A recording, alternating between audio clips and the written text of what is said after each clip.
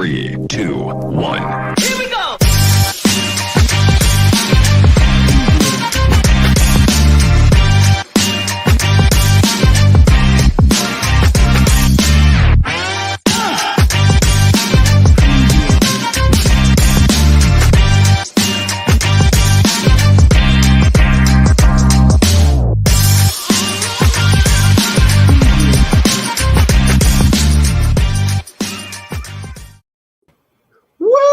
Love that intro. Welcome to the Friday edition of the Dennis and Andy Show. We are here with beer. I made a rhyme. Woo. You did. It is the happy hour edition of the show.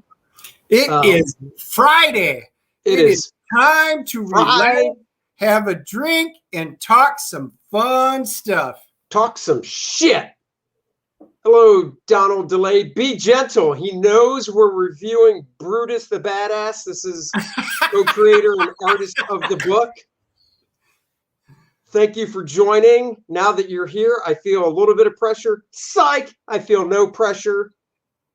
Jay Lee in the house. Hello. Yeah, so that is what we're going to be doing. But first, we need to chat about real quick the beer Dennis is making me drink. It's swell. I'll tell you that right out of the gate. This is amazing stuff, guys. It's amazing swell. I had no idea. Now, you know, I like real beer and Andy likes light stuff. I like beer, just not oil. This is Green Man. It's called Demon Dweller. So we got to get this. All right. Demon Dweller, a barrel-aged Imperial Stout. The evil twins of Green Man's Imperial Stout was cast into the oak barrels and buried deep in the cellar. Our brewers are now reluctantly releasing this creepy deviant for your reckoning. Be forewarned, the Demon Dweller is cunningly smooth and has sinister charm. Don't be afraid of the dark, or maybe you should be. It is a 10% alcohol beer.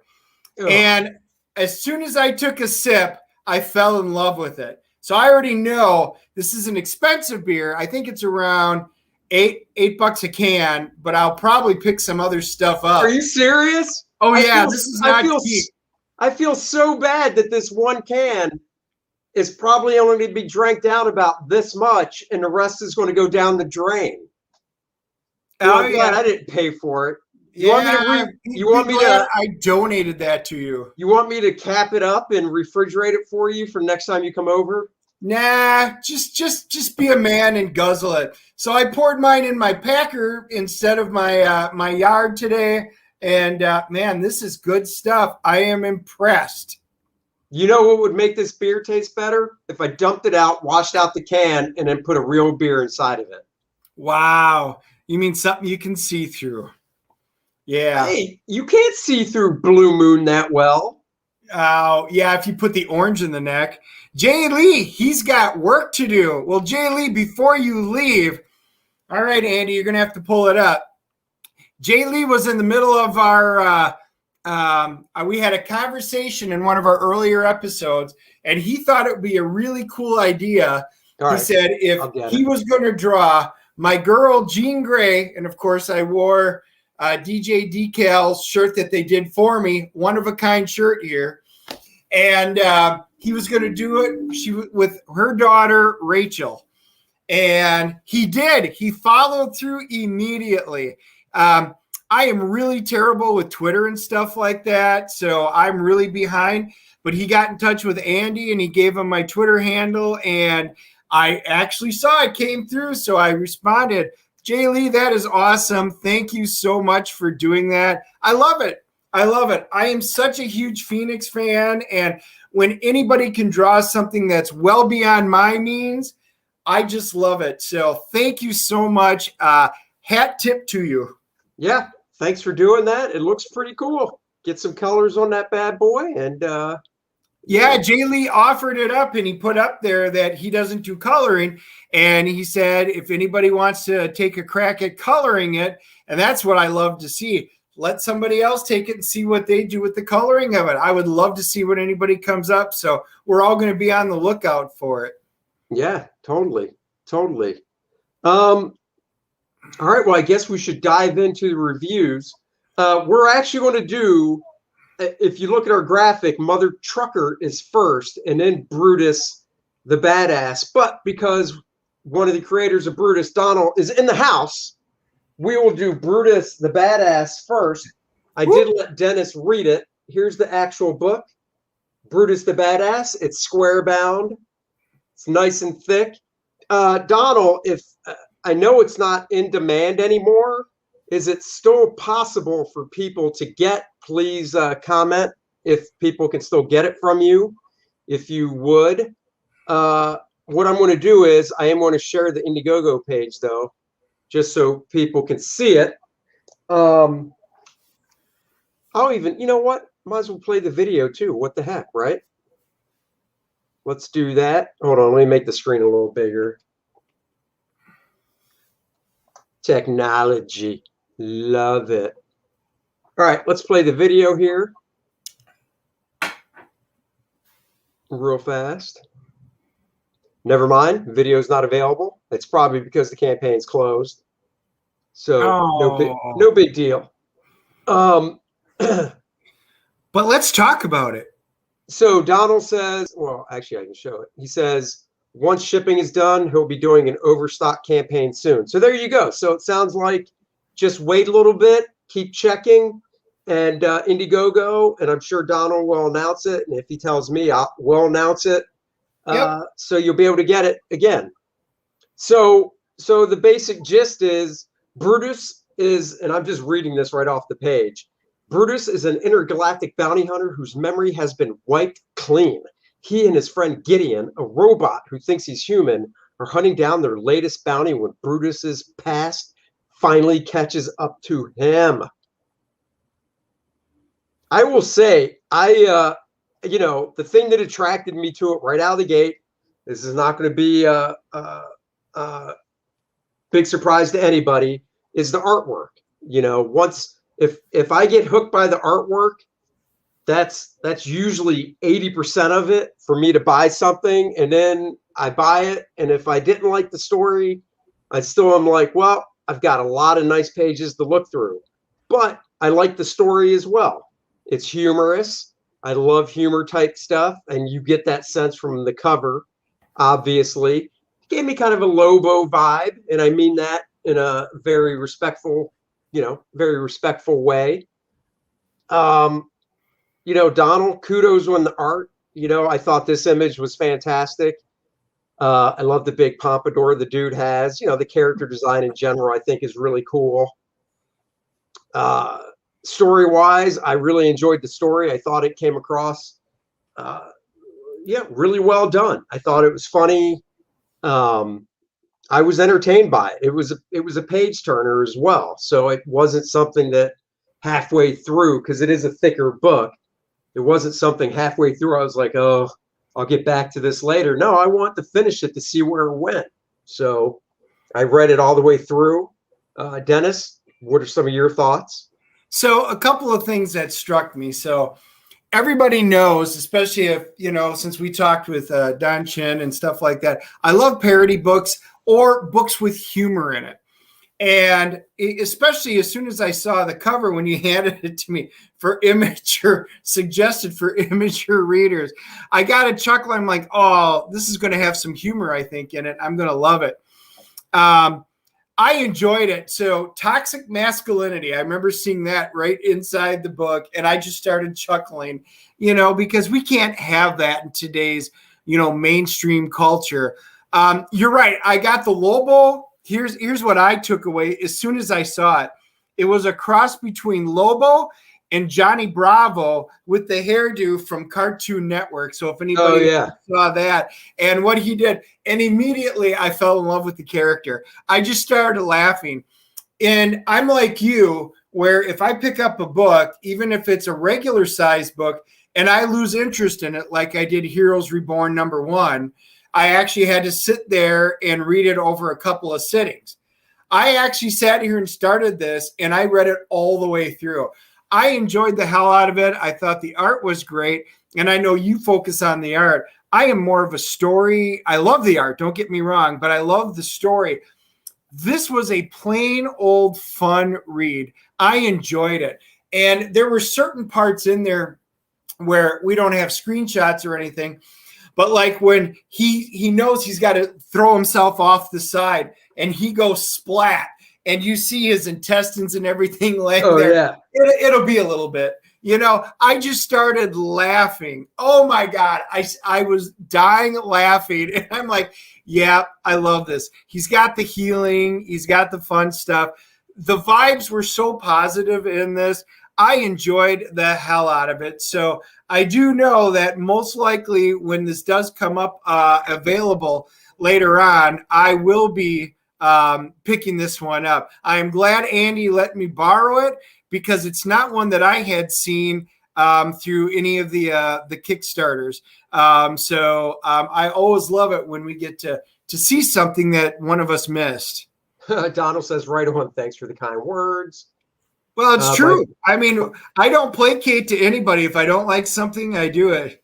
My buddy Keith says, get off the live stream, get back to inking. Like I said, the page will be done tomorrow morning. Shut up. One of the things I really liked about it is, and you can see on the page on the screen, is there's this little tag here that says important. Now, obviously, you know, that's not there in the actual scene. It's just for the reader to know, hey, this is important. I thought that was great. Another one is hand popping in, holding a sign that says, ow. And then I will do this. So I got a full screen myself because I thought this was cool too. We introduce a villain here, and she bends down, picks up a cigar and licks it. And it's hard to read, but in the panel where she's licking it, it says gross. And I just love I love stuff like that is breaking. I mean, it's breaking the fourth wall, but with like signage, you know. So instead of somebody looking out at the reader, it's literally like, yeah, that is gross. It says that's gross. Right. It's subtle. This dude that shoots the chains.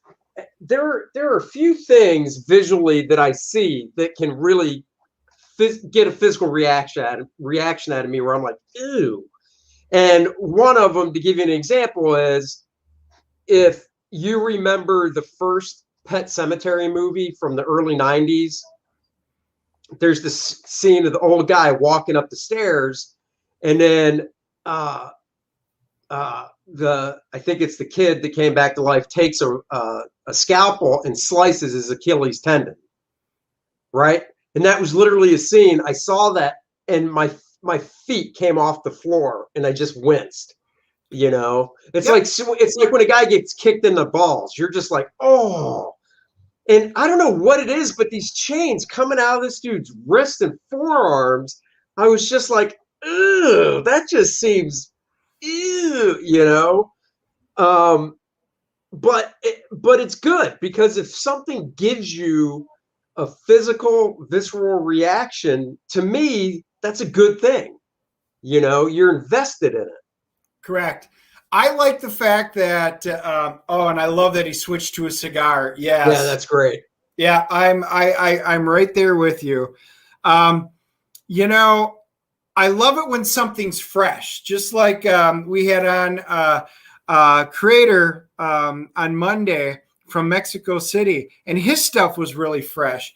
Yeah. This kind of stuff, this doesn't fall into the same placation that we see in everything else today. Like I said, when I felt the Lobo Johnny Bravo mix, and you start reading it and you start picturing the voice or hearing the voice, what you think it is. So my voice might be different than your voice, etc. Right. But as I'm reading this, you know, I was like, oh my God, this is just fun. This is fresh. This is not some retread type of crap that you see out of Hollywood. This was enjoyable because it took me somewhere that I haven't been before, or at least in a long time. So anyway, I enjoyed the hell out of this book just because it was so fun. I couldn't put it down. I love fresh new things. So I'm going to say, you know, kudos to this. Yeah, no, I give it a big thumbs up. Like I said, art wise, you know, I like Donald's style. I like how, like, for instance, these bridges in the background are just free-handed. You know, this just once again, I like stuff that I don't do, and I don't do stuff like that because if I free-handed it, I probably would have used a ruler and pencil and then free-handed it in ink. But this just has such a nice organic feel to the art, you know, that it's like it's living, and I think that's really cool. Yeah, and you like people. You love the way people are drawn and stuff, and then backgrounds. Oh yeah. For me, everybody knows like I'm a huge Trekkie fan. I love the starships. I love the technology. Oh, there it is. I love how different things, the technical stuff, you know, looks. And what I typically find a lot of times, comic book artists are really good at drawing characters or can draw women really well or super muscular men. But all of the technology, you know, just it's just a side note. This didn't have that. This had some of the cool techie stuff. You know, it's in either the future or a different reality in the future. They've got this cool stuff. So I enjoyed the detail on that as well. It's funny. He was literally he says, rulers suck. I'm from that Keith Giffen Trencher school of buildings that look like melted butter. Well, the funny thing is, that's what I was thinking when I was looking at this. The backgrounds I was thinking, you know, it gives me a Trencher vibe. You remember Trencher? Came out through Image back in the Image glory days. Keith Giffen, you know, wrote and drew it. That's how Keith draws. Keith draws very open. Trencher was his basically Lobo character. And, you know, he just doesn't really rule out anything. And it has that nice organic vibe. Very cool Rob Willis variant cover, which is no pun intended, badass. So yeah, so I mean, I give kudos to this book. I thought it was really fun. If you're into fun, over the top action, and just fun stories, then you know this is it. This is this you'll want to stay on the lookout. All right, Jay, have a good weekend, and we'll catch you next week, brother. Yeah, sorry you have to go back to work. We'll drink. We'll have a beer on you. I'll have a beer later when I go to dinner. I've about had it with this garbage Dennis made me drink. You poor bastard. Yeah. So if you're into good, fun, over the top action, nice, fun story, cool artwork, I'd say this book is for you. And so CGC rating, what are you giving it? You know, I'll give it a strong 8. Okay.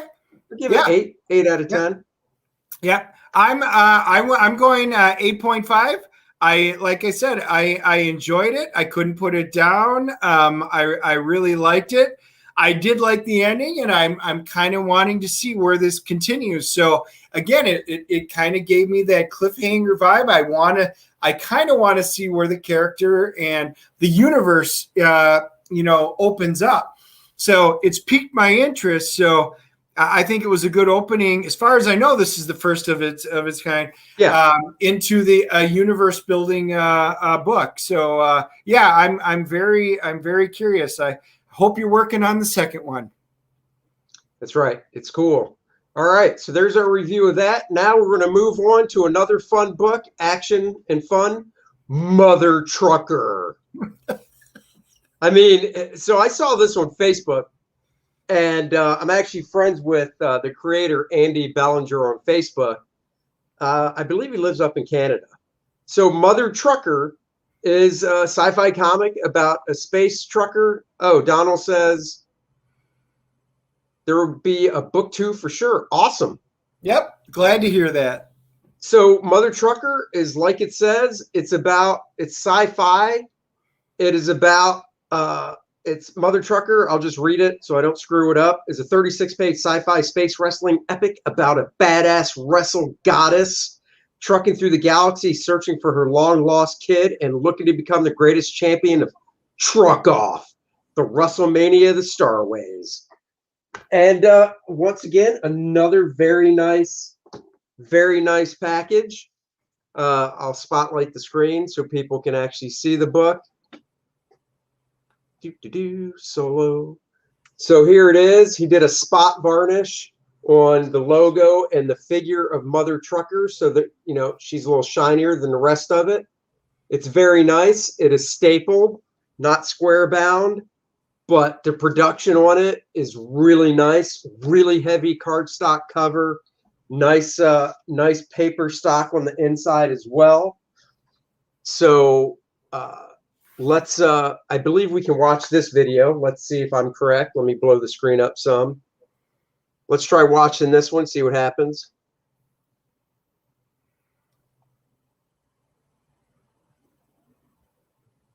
It looks like it should be going. Well, no, you saw it at the bottom. Oh, here we go.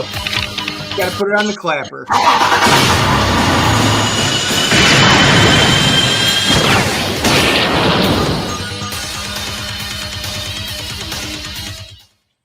Boring. Boring. Boring.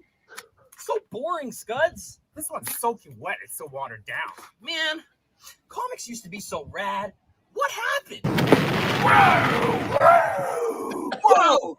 Animal Belanger! Howdy, boys. How you doing? You guys like comics? I make comics. I make this comic, Mother Trucker. What do you think? Whoa. Yeah. Animal, you make comics? Sure do. This is Mother Trucker.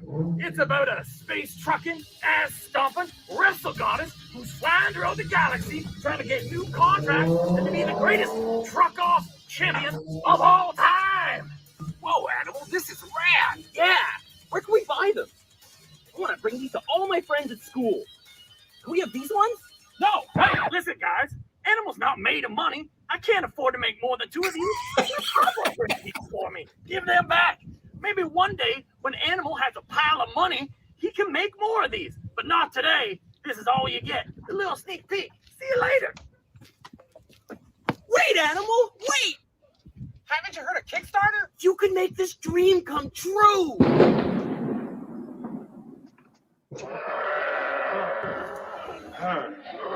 I gotta watch this whole video. You haven't heard of Kickstarter? Guys, printing a lot of comics costs a fortune. It's really expensive.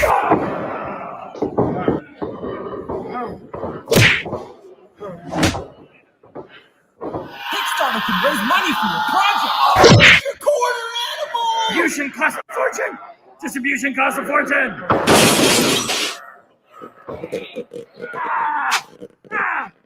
Oh, God! It's gonna cost too much! It's too expensive!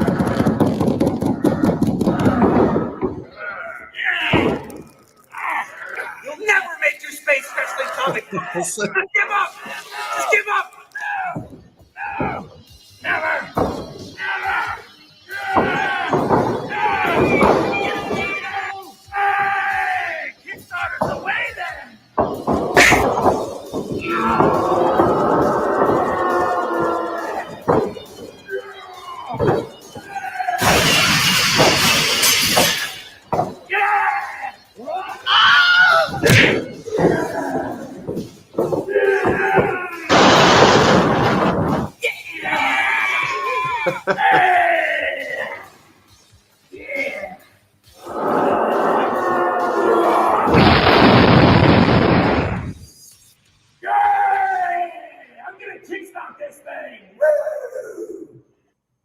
Oh my God. All right. That is funny. Yep. That is funny. I'm pretty sure that no surprise, Andrew Belanger is the animal wrestler there. It is a 36-page book. He did meet stretch goals. I got a bunch of extras with it. I got a poster. I got stickers. I can show one thing that I've got right here. The other stuff I already have put away. But let me full screen myself. Then we'll talk about the book. I got a nice die cut Mother Trucker sticker. So that's cool. So, you know, what intrigued me about it was, once again, the art. I saw the art and I was like, that's really cool looking. I definitely want to check this out. I went to his campaign. I backed it. And, he got the book done, got it delivered. The art is really detailed. Let me see if there's more on the campaign page. I'm sure there is to show. The art's really detailed. It's nice storytelling. It's a nice, fun story. It's more realistic. Here's some of the art from it. You can see, like I said, highly detailed work. He did not skimp. That's for sure. You see these scenes. He created this world and invites you into it. And it's sci-fi. It's in your face. Mother Trucker shows up. Let me see. Dennis, do some chat when I check out when she about. Well, a couple of things that struck me with this. Yes, this is definitely a book for adults, and I enjoyed this. Again, these parallel each other pretty well because this was also very new and fresh. And how I was talking about technology, that holds true in here. They actually have, for example, some really fantastic trucks that are drawn. Sometimes you see them straight on. These are like ships. They actually take off. They kind of remind me of like the AC-130s, with the jets and stuff that you see them at like the shows, how these big semis are like launching up. So there is details to technology, to the people.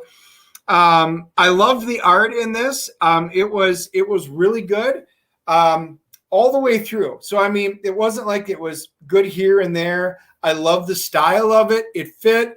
She gets her new body, the mother trucker. And the story was just fun. This was another one that, as I stated earlier, if I put a book down, it's because I'm not all that interested and I'll eventually get through it. I didn't put this one down either. Now, this one's not quite as large, but it was still super enjoyable. And I read through it. I enjoyed it all the way. Again, this was something different and fresh. And it's kind of like all the cool space stuff meets over the top. That's kind of what I'm going with. Yeah. She's pretty kick-ass. And I love, the technology and what they're introducing to it. Fun. This was just a plain fun book, just like Brutus was. So it was really great that I got to sit down and read back to back. Super fun, fresh book. So yeah, really enjoyed this. The only thing is, I don't know. It's not. He didn't take this from what I'm looking. It doesn't look like. So when you finish a Kickstarter, you can always take it over to Indiegogo and put it on in demand. Okay. And it doesn't look like he did that. And I don't know. I'm trying to look, see if he has a website. Yeah, I mean, I don't know how you would go about getting it now. I would guess go to Kickstarter, look it up, maybe Google search his name, look him up on Facebook, send him a message and say, hey, look, I saw Mother Trucker. How can I get it? Because I'm sure he still has some. I would assume, like everybody, he overprinted. Yeah. So he has more than just for the backers. So, look into it that way. I definitely think it's a book you want to check out. CGC scale. I'm also giving this one an 8.0 for originality, for captivating story, and just, I really liked the art and I thought it was fun. Yeah. So, it's a book that, I hope he does volume 2. Yeah. I'm right there with you. This one I'm giving an 8. I enjoyed it just about as much as Brutus, but with Brutus, it was just a thick, really encompassing book. There was just more to it. And I did appreciate that, when you're spending the extra money for books, the Brutus book just gave you a ton of content for the money that you were spending. So I enjoyed this. I'm giving it an 8 as well. I want to see what if he's going to do another one and continue it. I hope so. This was another fun book. in the same vein, kind of futuristic, kind of neat, a different take on things. It was a fun book. Yep. So there you have it. Now we're going to talk about Heroes Reborn #2. Yeah, we did our review of #1 the other day, and #1 we weren't really that thrilled with. It was okay. It was okay. But I said that what really pulled me back in was the whole Captain America scene in the end where he's in the ice and Blade's there and Blade's want to crack him out and stuff. And I was like, oh, all right. And it's a weekly book too. So it's 7 issues, 7 weeks.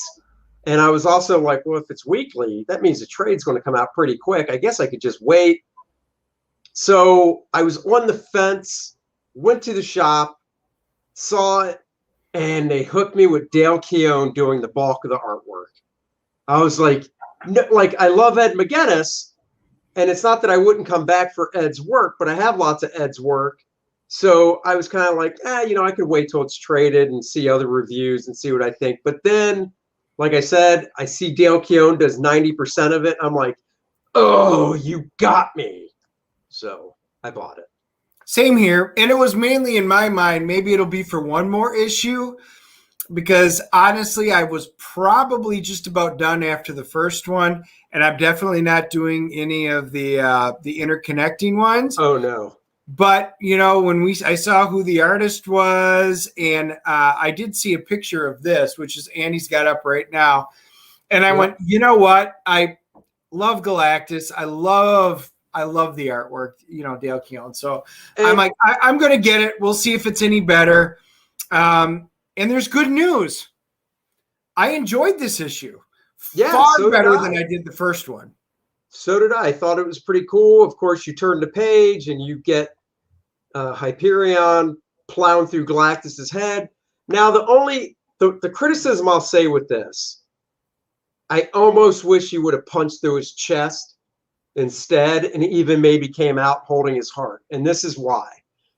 Back probably 20 years ago, I think it was about 20 years ago or so, when I think it was Mark Millar, I know it was Frank Quietly doing the artwork, did the Authority. There was a scene in the Authority where there was this giant villain type character, and is it Apollo? I think it's Apollo from the Authority blew right through his head and took him out. Just flew, instead of going front to back like this, Apollo did the side. So he went in one side and came out the other, and that's what took out the giant guy. And back then I was like, oh, that's awesome.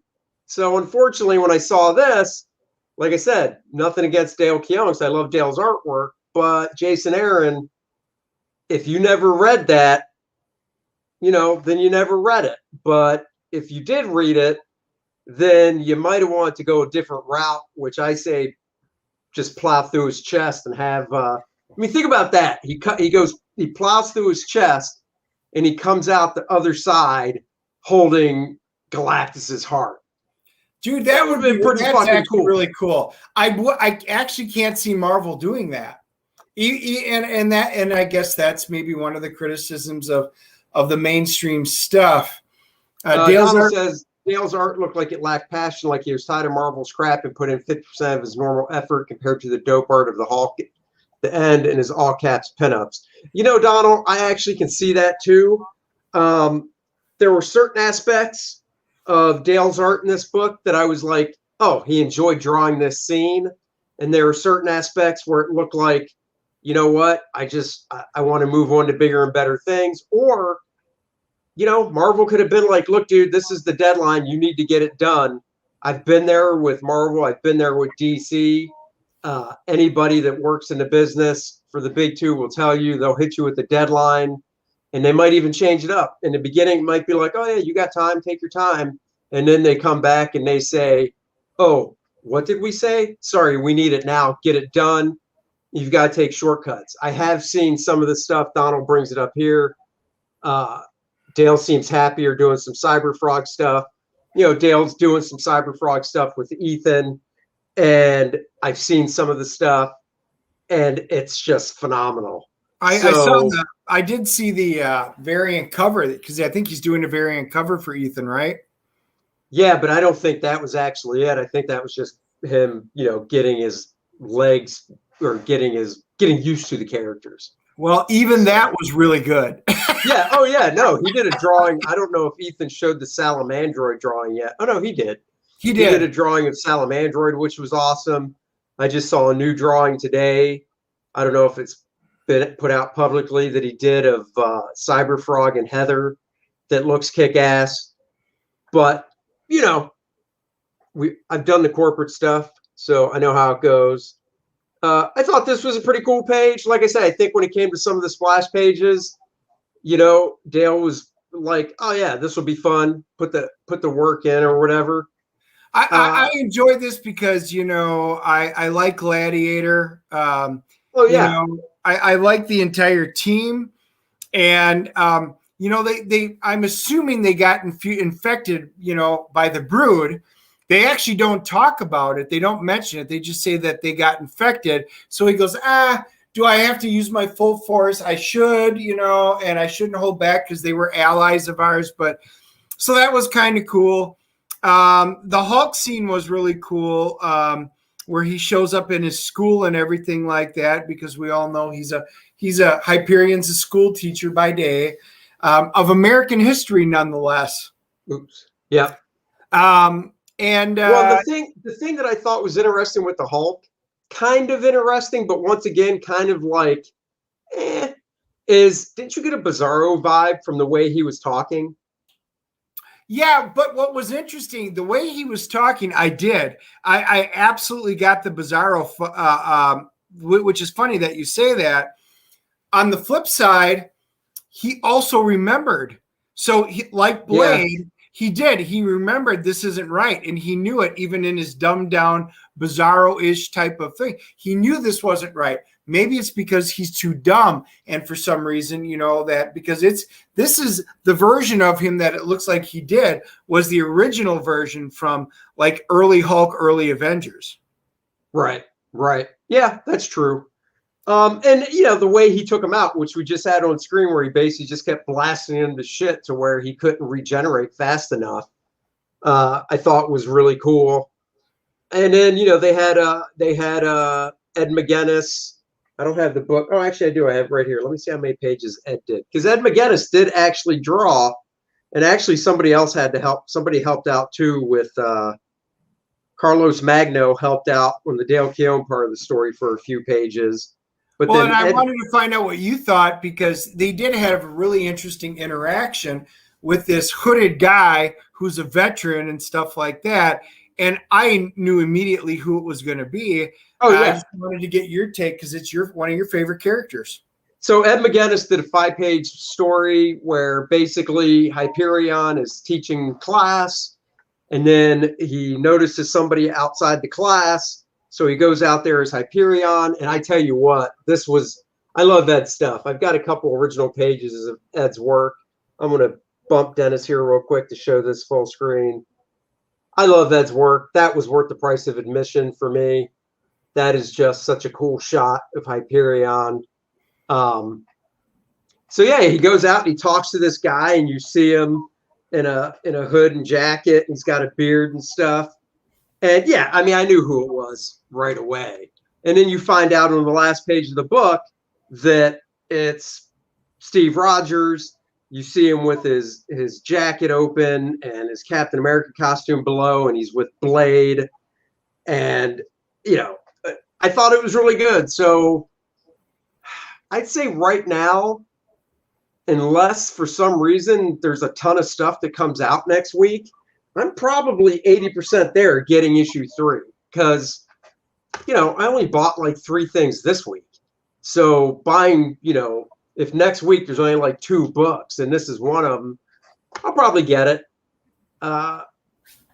I don't know if Ed's drawing. I don't know. We'll see. It'll be one of those moments when I'm in the store. It's on my pull. I was probably, after this issue, I was going to be done, because I assumed it was going to be about the same level as the first one. This one was better. I enjoyed it. The artwork was far superior, and I like both the artists. But I just love the rendition of everything in this, and the direction, because this was Hyperion centric, we don't get a lot of really good Hyperion centric stories. So they did a really nice job with this, tied in with the art. I think I gave a 6.5 on issue number 1 for my CGC rating. I'm giving this a 7.5. It piqued my interest more, where I will pick up issue 3 and I'm going to see, is it going to carry the momentum up like this issue did, or is it going to fall back? If it falls back, I may be done. If it continues it forward, I may just pick this up through the end, at least for the main 7-issue story arc. Right. Another cool thing too was I didn't feel like I missed anything with just reading the 2 main issues and not the spin-off or shoot off, stuff that I didn't get, which is nice. So, well, interesting point. If I had just picked up issue 2, I would be far more invested in the story, because issue 1 kind of brought me down. Right. Issue 1, and they actually give the little Blade history in the back. There was nothing that drew me in the first one. And they give a little synopsis in there on issue 2 of what happened to Blade in the first one. Honestly, if I had just picked up issue 2, I went, oh, hey, this is actually pretty cool. I would be more invested than going from 1 to 2. So in this particular case, I think issue 1 should draw the reader in, make them want more, and then hopefully continue that momentum forward. This did the opposite. So issue 2 was the one that actually got me. So it'll be interesting. I am going to pick up issue 3. I already have it on my pull, and I'm going to pick it up, and then we'll see how it goes from there. Nice. Well, let's move on to some movie news. So there's a report that Marvel's The Eternals and Shang-Chi might get banned from China. What's up with China throwing a little Asian hate towards Shang-Chi? That seems weird. Yeah, we were hoping to talk about this on Wednesday, and we wound up running long. So we apologize for the delay. But, Marvel, their biggest flaw, I think, and in a way, is Marvel is gearing up everything that they do. They're trying to appease China because they want that market. So they go out of their way to create stuff that will be China happy, US less happy. Yeah, and well, Disney just spends over. That is a financial decision that they're going with. The problem is, in America, we're wide open. In China, they are a communist government for a reason. They have chosen to open up like they did the movie Mulan, the remake of Mulan, which was wretched, by the way, compared to the original movie. The original one was fantastic. And this one, even though they filmed it right outside of an internment camp, anyway, it's a whole separate story. What they're doing here is they have, one of them is, and I don't remember her name, she's the director.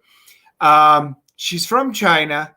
But apparently, because she made a comment, and I think it was with Vanity, that America is her home, China doesn't want it perceived that somebody would leave China and come to the United States to be successful.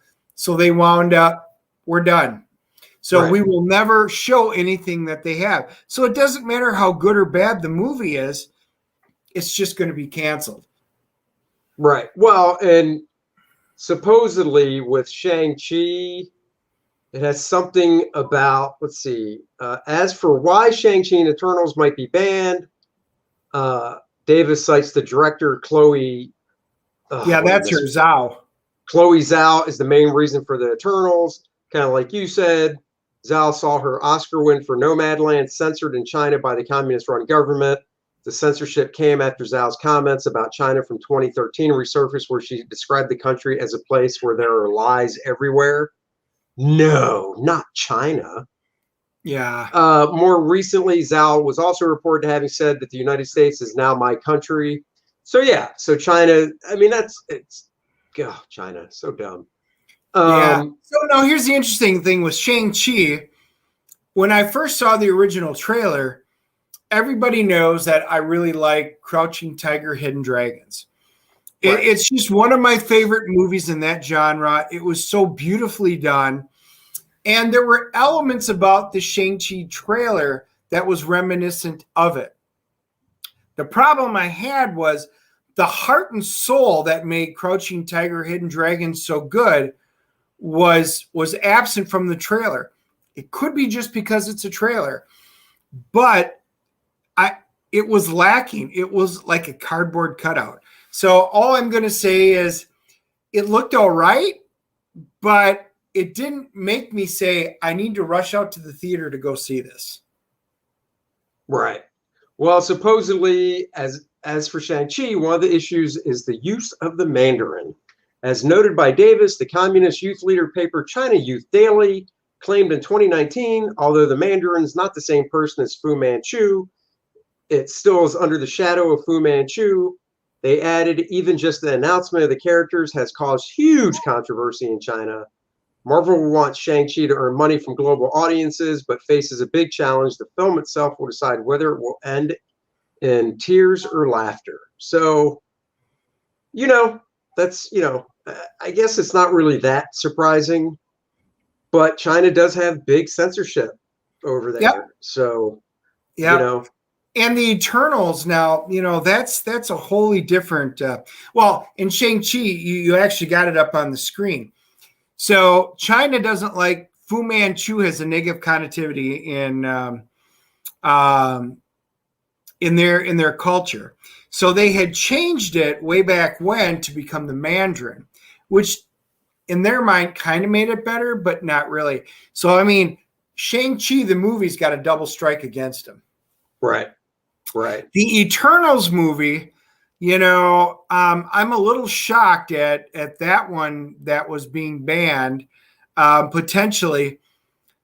But from my perspective, there was nothing interesting about it. And, I can remember the Eternals, the original run. I remember the Neil Gaiman run.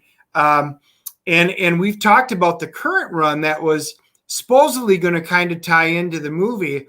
Oh. I already canceled it from my list. It was garbage. I mean, there was nothing that I enjoyed about it. The art, the story, it was bland. It was boring.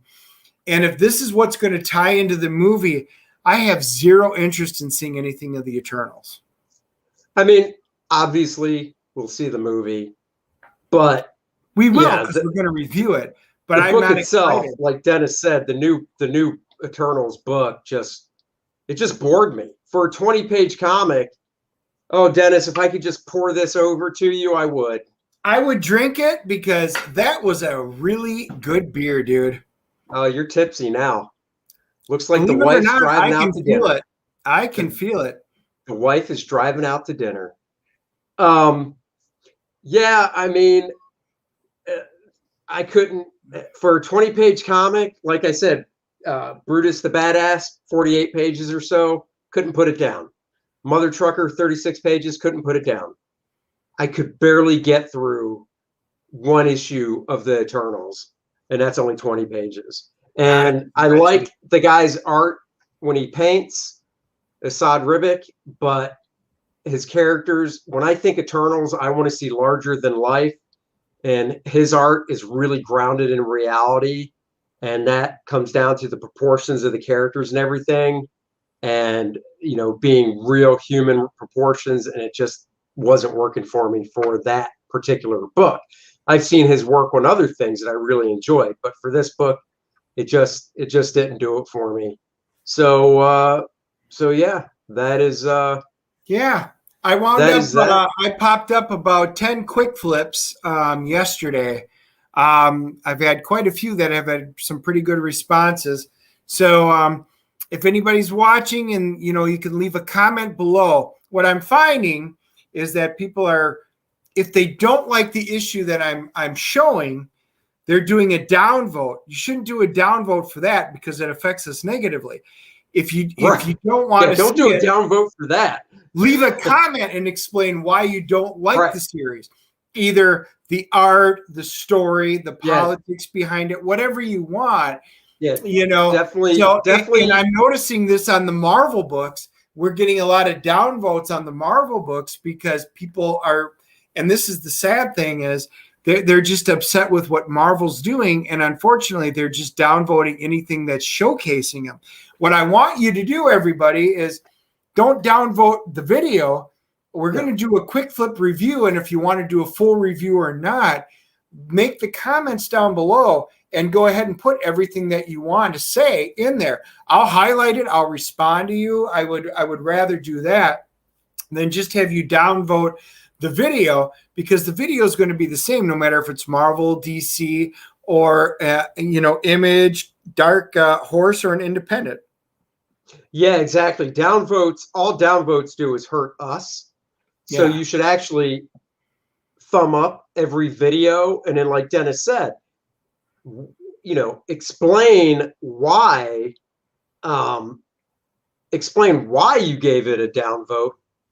No problem in the comments, because that won't hurt us.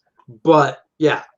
And then before we leave, I think I will show, so Heavy Metal number 306 came out this week, and 306 has a story in it by a creator-owned story by myself and Keith Champagne.